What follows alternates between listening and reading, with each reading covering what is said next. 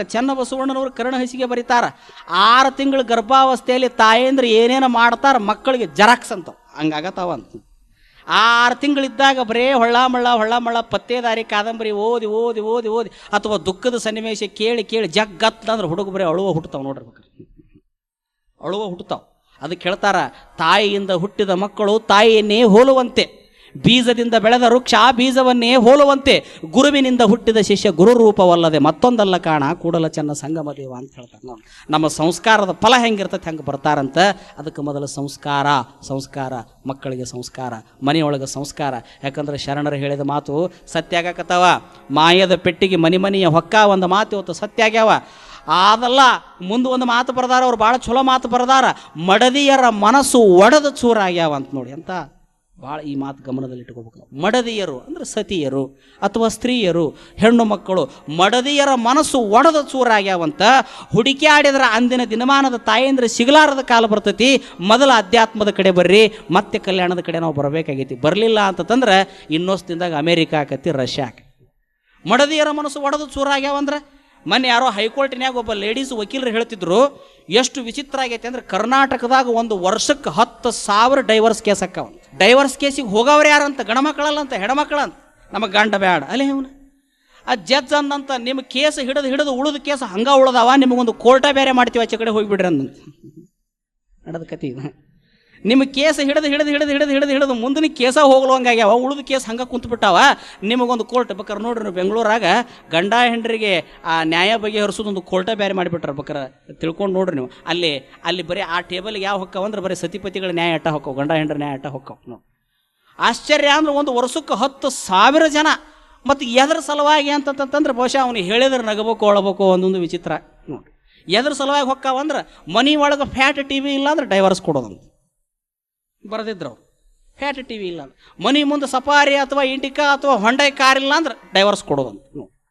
ಮನೆ ಒಳಗೆ ಚಲೋ ರಿಮೋಟ್ ಫ್ಯಾನ್ ಇಲ್ಲ ಅಂದ್ರೆ ಡೈವರ್ಸ್ ಕೊಡೋದಂತ. ಮನೆ ಒಳಗೆ ಚಲೋ ಸೋಫಾ ಸೆಟ್ ಇಲ್ಲ ಅಂದ್ರೆ ಡೈವರ್ಸ್ ಕೊಡೋದಂತ. ಅಲ್ಲೇ ಇವನ ಇಟ್ಟಿಟ್ಕೆಲ್ಲ ಒಂದು ಕಾಲಿತ್ತು ನಮ್ಮಲ್ಲಿ, ಗಂಜಿಯ ಕುಡಿದರ ಗಂಡನ ಮನಿಲೇಸ, ಅಂದಣದ ಮ್ಯಾಲ ಚೌರವ ಸಾರಿದರ ಹಂಗೀನ ತವರೂರ ಮರತೇನಂತ ಹಾಡಿದವ್ರು ನಾವು. ಏನು ನೋಡ್ಬೇಕು, ಮನೆ ಬೆಳಗಾವದಾಗ ಒಂದು ನ್ಯಾಯ ಆಯ್ತು, ಫ್ಯಾಟ್ TV ತಂದ್ರೆ ಮನೆಯಾಗಿರಾಕಿ ಅಂದ. ಮತ್ತು ಡೂಮ್ ಏನು ಮಾಡಲಿ ಅಂದವ, ಡೂಮ್ TV ಏನು ಮಾಡಲಿ ಅಂದ. ಅದನ್ನ ಏನಾರ ಮಾಡ. ಮಗ್ಗಲ ಮನೆಯವರು 36 ಇಂಚಿಂದ ತಂದಾರ, ಮುಗ್ಗಲ ಮನೆಯವರು 36 ಇಂಚಿಂದ ತಂದಾರ, ನೀವು ಅಂಥದ್ದು ತರಬೇಕ ಅಂದ. ನೀವು 36 ಇಂಚಿಂದ ಬೇಡ್ತಿದ್ದಿ, ನಾಳೆ 56 ಇಂಚಿಂದ ಬೇಡ್ತಿದ್ದಿ, ಬೇಡದಂಗೆ ತರ್ಕೊಂತ ಕುಂತ್ರ ಇದ್ರಾಗ ನೋಡು, ಅಲ್ಲಿ ಬರೋ ಇದ್ರಾಗೂ ಬರ್ತಾವ ಅಂದವ. ಅಲ್ಲಿ ಬರೋ ಎಲ್ಲ ಇದ್ರಾಗೂ ಬರ್ತಾವ. ನಮಗೆ ಗಾಡಿಗೆ ಹಾಕೋದು ನೆಟ್ಟಗೆ ಸಫಾಯಿ ಬೇಕಂದ್ಲಿಕ್ಕೆ, ನಮಗೆ ಗಾಡಿಗೆ ಹಾಕೋ ನೆಟ್ಟಗೆ ಸಫಾಯಿನ ಬೇಕು. ಕೊನೆಗೆ ಅವ ಅಂದ, ತಂದ ನಿಂದ್ರಿಸಿ ಆಗಲಿ ಕೇಳಕತ್ತಾಳ ಹೆಂಡತಿ ಅಂತ ತಂದ. ಸಫಾಯಿ TV ತಂದ, ಹ್ಯಾಟ್ ಅದೇನೋ ಬಂದೈತೆ ಅಂತ ನೋಡ್ರಿ, ಸದ್ಯ ಗೋಡಿಗೆ ಹಾಕಿ ಬಿಡ್ತಾರಂತದನ್ನ. ಮುಂದಿನ ಡೂಮ್ TV ಏನು ಮಾಡೋದು, ಕಟ್ಟಿ ಒಗದ್ರ ಅದನ್ನು ಇರಲಿ. ಮುಂದೆ ಸ್ವಲ್ಪ ದಿವಸ ಆದಮೇಲೆ ಮಗ್ಗಲ ಮನೆಯವರು ಸಫಾರಿ ತಂದರು. ಸಫಾರಿ ತಂದ ಮೇಲೆ ಕೇಳಕತ್ಲು, ಇದು ಬೇಡ, ಇಂಡಿಕಾ ಬೇಡ, ನಮಗೆ ಸಫಾರಿನ ತಂದು. ಅಲ್ಲ, ಅವ್ರಿಗೆ ಅವಶ್ಯಕತೆ ಐತಿ ತಂದಾರ, ನಮಗೆ ಇದೇನಾಗೈತಿ, ಇದನ್ನ ನೆಟ್ಟಗೆ ಮೇಂಟೈನ್ ಮಾಡೋಕ್ಕಾಗೋದು, ಇದನ್ನ ಸರ್ವಿಸಿಗೆ ಬಿಡೋಕ್ಕಾಗೋದು, ಅದನ್ನು ತೊಗೊಂಡು ಏನು ಮಾಡೋಣ. ಬಡ ಒಂದು ವಾರ ಬಿಟ್ಟು ಸೋಡಾ ಚೀಟಿ ಬಂತಂತ. ಸಫಾರಿ ಗಾಡಿ ತರಲಾರದಂಥ ಗಂಡನ ಕೂಡ ನಾನು ಇರಲಾರೆ. ಪೇಪರ್ನಾಗ ಬಂದಿತ್ತು, ನೋಡಿ ನಗಿ ಬಂತು. ಮತ್ತು ನೀವು ಅನ್ಬೋದು, ಅಜ್ಜಾರ ಬರೀ ಹೆಣ್ಮಕ್ಳದ ಆಟ ಹೇಳ್ತೀರಿ, ಅವ್ರಿಗೂ ಕಂಡಪಟ್ಟಿ ಅದು ಮುಂದೆ ಬರ್ತಾವ ಅವೆಲ್ಲ. ಈಸ್ಟ್ನ್ಯಾಗ ಎಷ್ಟು ಬರ್ತಾವ ಅಂದ್ರೆ ಮುಂದೆ ಬರ್ತಾವ. ಅದ್ರಾಗ 1-2 ಪ್ರಸಂಗ ಹೇಳ್ತೀನಿ, ಏನು ದೊಡ್ಡದಲ್ಲ. ಹೆಂಡತಿ ಗಂಡ ಬಂದು ಗುಟ್ಲೆಕನ ಕರೆಸಿ, ಭಾಳ ಹೊತ್ತಿನ ಆತು, ಪ್ರಸಾದ ಮಾಡಬರ್ರಿ, ಊಟ ಮಾಡಬರ್ರಿ ಅಂತ ತಿಳ್ಕೊಂಡು ಸೋಫಾ ಸೆಟ್ ಮ್ಯಾಗ ಕುಂದ್ರಿಸಿ ನೀರು ಕೊಟ್ಟು ಊಟ ಮಾಡುವಾಗ ತಟ್ಟಿ ಇಟ್ಟು ಹೋದ್ಲಂತ. ಇಟ್ಟು ಹೋದಾಗ ಸ್ವಲ್ಪ ಏನೋ 3 ನಿಮಿಷ ಬರೋದು ಲೇಟ್ ಆತಂತ. ಇದು ನಡೆದ ಕತ್ತಿನಿ. 3 ನಿಮಿಷ ಬರೋದು ಲೇಟ್ ಆತಂತ. ತಟ್ಟಿ ಹೆಂಗೆ ಟೇಬಲಿಗೆ ಬಡದ ಏನೋ ಆಗಿರ್ಬೋದು, ಏನೋ ಘಟನೆ ಆಗಿರ್ಬೋದು, ಹೋಗಿರ್ಬೋದು. ಸಮಾಧಾನ ಮಾಡ್ಕೋಬೇಕು. ಯಾಕಂದ್ರೆ ಎಲ್ಲಾರ ಒಂದು ಕಡೆ ಊರಿಗೆ ಹೋಗಿರ್ವಿ, 3 ತಾಸು ಗಾಡಿನ ಸಿಗೋದಿಲ್ಲ, ಸಮಾಧಾನ ಮಾಡ್ಕೊತೀವಿಲ್ಲ. ಬಡದ 3 ಸಲ ತಟ್ಟಿ ಬಡದ್ರು ಬರಲಿಲ್ಲ. 3 ನಿಮಿಷಕ್ಕೆ ಬರೋ ಹೆಂಡತಿ 6 ನಿಮಿಷಕ್ಕೆ ಬಂದು ಚಟ್ಟ ಬಂದು ಬಡ ನಿನಗೆ ಬಾಡಿನ ಕೂಡ ಬಾಳೆ ಮಾಡೋಕ್ಕಾಗೋದಿಲ್ಲ, ಡೈವರ್ಸ್ ತೊಗೊಂಡೋಗು. ಎದಕ್ಕಿದು 3 ನಿಮಿಷ ಲೇಟಾಗಿ ಹೆಂಡತಿ ನೀಡಾಕ ಬಂದ್ರೆ ಅಲ್ಲ, ಹೋದ್ರೆ 3 ದಿವಸ ಮನೆಗೆ ದಿಕ್ಕಿಲ್ದಂಗೆ ಹೋಗಿರ್ತಿದ್ದಿ. 3 ನಿಮಿಷ ಲೇಟ್ ಆದ್ರೆ ಹೆಂಗಂದ್ರೆ ಮತ್ತೆ ಇದ್ರ ವಾದಿಸ್ತಿದ್ದಿ. ಬ್ಯಾಡ, ನನಗೆ ಬಾಳೆ ಮಾಡಿರಪ್ಪ, ಹೆಂಗೆ ಮಾಡೋರು ನೀವು. ಅದಕ್ಕೆ ಮನಸ್ಸುಗಳ ಕೆಟ್ಟಾವ, ಮನಸ್ಸುಗಳು ಒಡೆದಾವ, ಮನಸ್ಸುಗಳು ಚೂರಾಗ್ಯಾವ. ಒಡೆದು ಮನಸ್ಸುಗಳ ಚೂರಾದ ಮನಸ್ಸುಗಳ ಗಾಯವಾದ ಮನಸ್ಸುಗಳಿಗೆ ಮತ್ತೊಮ್ಮೆ ಸಂಸ್ಕಾರದ ಮಲಾಮ ಹಚ್ಚಾಕ ನಮಗೆ ಮತ್ತೆ ಕಲ್ಯಾಣ ಅವಶ್ಯವಾಗಿ ಬೇಕಾಗ್ತದೆ. ಮತ್ತೆ ಶರಣರ ಅನುಭವ, ಮತ್ತೆ ಶರಣರ ಚಿಂತನೆ, ಮತ್ತೆ ಶರಣರ ಗೋಷ್ಠಿ ನಮಗೆ ಅವಶ್ಯವಾಗಿ ಬೇಕಾಗ್ತದೆ. ಮತ್ತೆ ನಾವು ಎಲ್ಲಿಗೆ ಬರಬೇಕು? ಅಧ್ಯಾತ್ಮದ ಕಡೆನೇ ಬರಬೇಕು, ಮತ್ತು ಸಂಸ್ಕಾರದ ಕಡೆನೇ ಬರಬೇಕು. ಇವತ್ತು ಮನುಷ್ಯ ಎಲ್ಲ ಸುಖ ಉಂಡ, ಪ್ರತಿಯೊಂದು ಸುಖ ಉಂಡ. ಎಷ್ಟು ಸುಖ ಉಂಡಾನಂದ್ರೆ ಬ್ಯಾಸರಾಗಿ ಹೋಗಿಬಿಟ್ಟವ ಅವಂಗೆ. ರೈಲ್ವೇದಾಗ ಹತ್ತಿ ಅಡ್ಡಾಡಿದ, ವಿಮಾನದಾಗ ಹತ್ತಿ ಅಡ್ಡಾಡಿದ, 3G ಬಂತು, 4G ಬಂತು, ಇನ್ನು ಮುಂದೆ 5Gನೂ ಕೂಡ ಬರ್ತದೆ. ಸಾಕಷ್ಟು ಸುಖ ಉಂಡ. ಪಿಜ್ಜಾಗೆ ಹೋದ, ಬರ್ಗರಿಗೆ ಹೋದ, ದೊಡ್ಡ ದೊಡ್ಡ ಲಾಜ್ಗೆ ಹೋದ, ಏನು ಬೇಕೆಲ್ಲ ನೋಡಿದ, ಏನು ಬೇಕೆಲ್ಲ ಮಾಡಿದ. ಕೊನೆಗೂ ಅವನಿಗೆ ಕಾಡಕತ್ತತಿ ಅಂತ, ಇದು ಯಾವುದು ಕರೆ ಅಲ್ಲಲ್ಲ, ಇದಕ್ಕೆ ಯಾವುದು ನಮಗೆ ನೆಮ್ಮದಿ ಇಲ್ಲಲ್ಲ, ಮನಸ್ಸಿಗೆ ನೆಮ್ಮದಿ ಇಲ್ಲಲ್ಲ ಅಂತೇಳಿ ಮತ್ತು ಕೊನೆಗೆ ಎಲ್ಲಿ ಹುಡುಕಾಕತ್ತಾನಂದ್ರೆ ಒಂದು ಪಕ್ಷಿ ಗೂಡನ್ನು ಬಿಟ್ಟು ಎಲ್ಲ ಕಡೆ ತಿರುಗಾಡ್ತತಿ.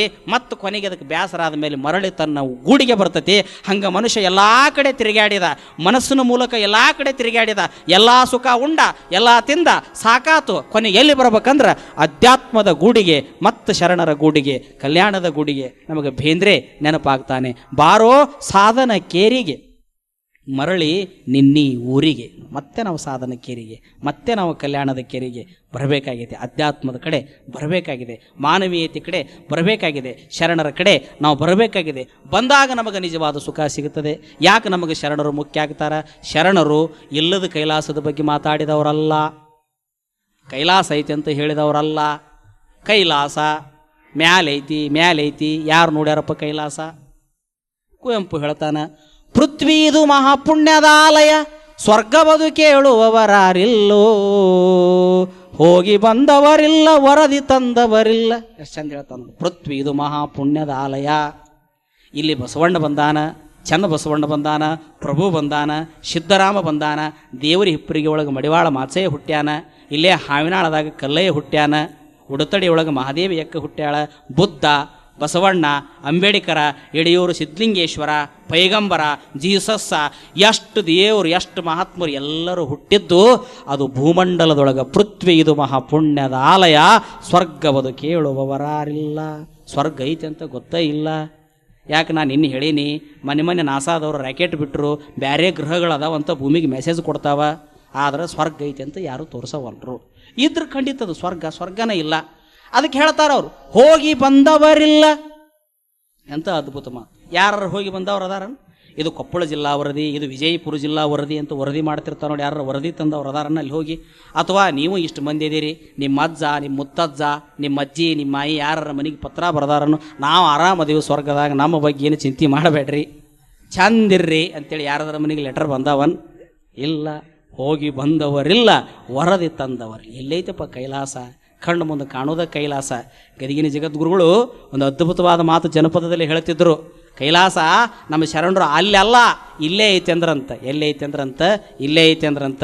ತನ್ನಂಗ ನೋಡಿದರ ಬೆನ್ನಿಲ್ಲ ಬೇದಿಲ್ಲ, ತನ್ನಂಗ ತನ್ನ ಮಗಳಂಗ ನೋಡಿದರ ಕಣ್ಣ ಮುಂದೈತೆ ಕೈಲಾಸ ಕೋಲ. ನಮ್ಮ ಅಜ್ಜಾರು ಹಾಡ್ತಿದ್ರಿ ಇದು ನೋಡು. ಎಲ್ಲೈತಿಪ್ಪ ಕೈಲಾಸ? ಸತ್ಯವನ್ನು ನುಡಿಯುವುದೇ ದೇವಲೋಕ, ಮಿಥ್ಯವನ್ನು ನುಡಿಯುವುದೇ ಮರ್ತ್ಯಲೋಕ. ಆಚಾರವೇ ಸ್ವರ್ಗ, ಅನಾಚಾರವೇ ನರಕ. ಅಡಿಯ ಮುಂದೆಡೆ ಸ್ವರ್ಗ, ಅಡಿಯ ಹಿಂದೆಡೆ ನರಕ. ಅಡಿ ಮುಂದಿಟ್ಟು ಮನಿ ಬಿಟ್ಟು ಅಡಿ ಮುಂದಿಟ್ಟು ತೋಂಟದಾರ ಮಠದ ಅನುಭವ ಮಂಟಪಕ್ಕೆ ಬಂದ್ರೆ ಸ್ವರ್ಗನ, ಅಡಿ ಹಿಂದಿಟ್ಟು ಬಾರ್ ಅಂಗಡಿಗೆ ಹೋದ್ರೆ ನರಕನ. ಇಲ್ಲೇ ಐತಿ, ಎಲ್ಲವೂ ಇಲ್ಲೇ ಐತಿ. ಅಡಿ ಮುಂದಿಟ್ಟು ಶ್ರೀ ಗುರುವಿನ ಮಠಕ್ಕೆ ಬಂದು ಶಿವನ ಕಲ್ಯಾಣ ಬಸವ ಕಲ್ಯಾಣ ಅಂತ ನಾಲ್ಗಿ ಕಣ್ಣು ಕೈ ಕಾಲು ಮೂಗು ನೆಟ್ಟಗಿದ್ದಾಗ ಹಾಡಿ ಹರಿಸಿ ಪುಣ್ಯ ಗಳಿಸ್ಕೊಂಡ್ಬಿಟ್ರೆ ಸ್ವರ್ಗನ. ಅದನ್ನು ಬಿಟ್ಟು ಹೋಗಬಾರದು ಜಗದಾಗ ಹೋಗಿ ನೋಡಬಾರದು ನೋಡ್ಕೊಂತ ಕುಂತ್ರೆ ನರಕನ. ಅಡಿಯ ಮುಂದೆಡೆ ಸ್ವರ್ಗ, ಅಡಿಯ ಮುಂದೆಡೆ ನರಕ. ಎಷ್ಟು ಚಂದ ಹೇಳ್ತಾರೆ ನೋಡ್ರಿ.